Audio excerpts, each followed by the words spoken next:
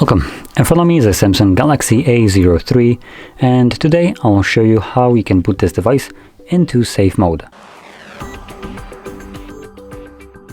So to get started, we need to access our boot options. So swipe down our notifications, click on this power button right over here, and then hold power off.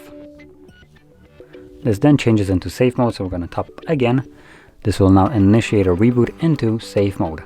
Now, while it's rebooting, I'm going to quickly mention that safe mode is primarily designed to troubleshoot your device if you have some problems with it that are, well, primarily software based. Obviously, if your screen is broken, booting it into safe mode won't save that. So, yeah.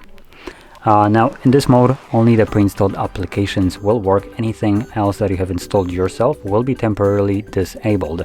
And with that also being said, some of the apps that will most likely come with this device also fall under the category of being downloaded, meaning they won't function. I believe the Samsung browser is one of them.